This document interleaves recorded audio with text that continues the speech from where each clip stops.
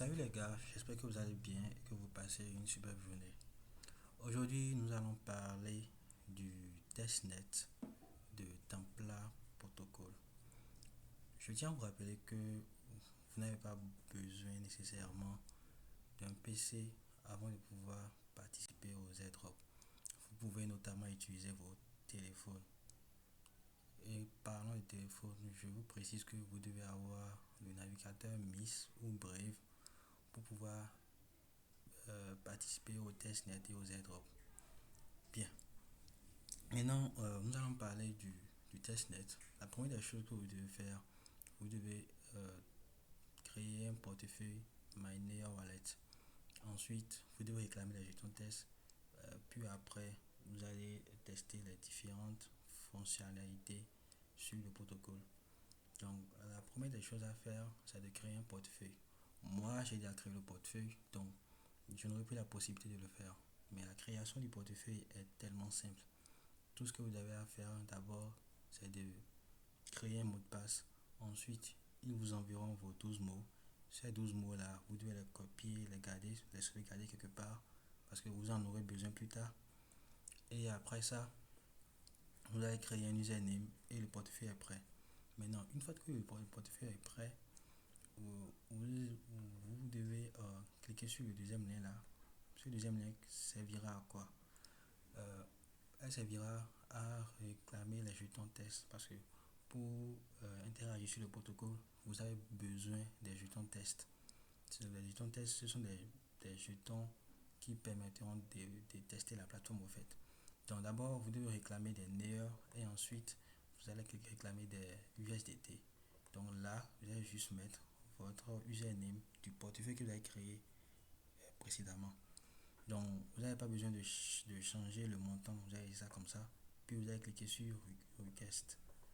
Donc, moi j'ai déjà réclamé les jetons tout à l'heure. Je ne sais pas s'ils vont me permettre encore de recevoir encore des jetons. Ah, ils m'ont permis. Donc, une fois que cela est fait, une fois que vous avez réclamé les jetons, vous pouvez maintenant passer à l'étape supérieure qui est d'aller sur le protocole.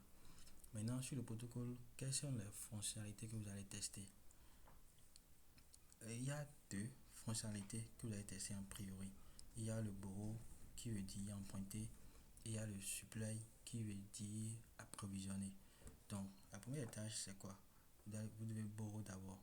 Maintenant, vous allez cliquer sur borrow. Puis, vous allez choisir les jetons à mettre en borrow. Donc, dans l'annonce, il y a mis que vous devez utiliser Tether et Near. Les deux sont déjà là. Donc, vous allez cliquer sur continue.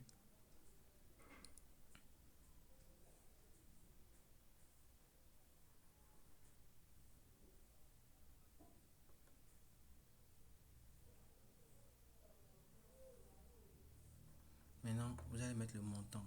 Pour moi, dans mon cas, je vais mettre 5.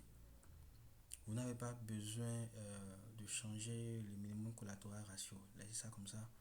Vous allez cliquer sur continuer. Maintenant là, vous allez cocher cette case là, puis confirmer and borrow.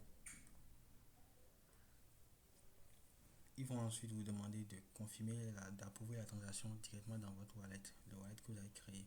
Donc vous allez approuver la transaction. Et ensuite, on passera à la deuxième tâche qui est le supply. Donc là, il me faut mon mot de passe pour confirmer, pour approuver la transaction.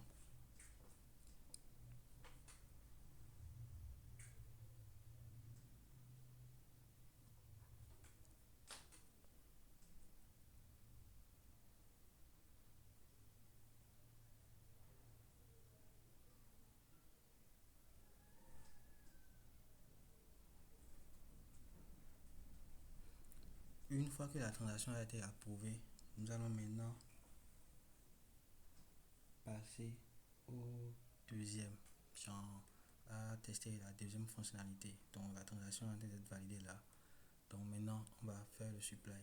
Notez que c'est le montant que vous allez mettre en supply, c'est ce même montant qui sera disponible pour, c'est le montant que vous avez mis en borrow qui sera disponible à mettre en supply. Donc, quand je vais cliquer sur View My, si vous voulez, vous allez cliquer sur View My Leon ou carrément vous cliquez sur Supply en haut ici.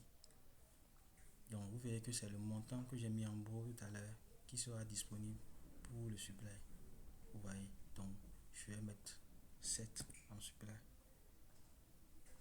Review détail. Vous allez cocher la case puis confirmer.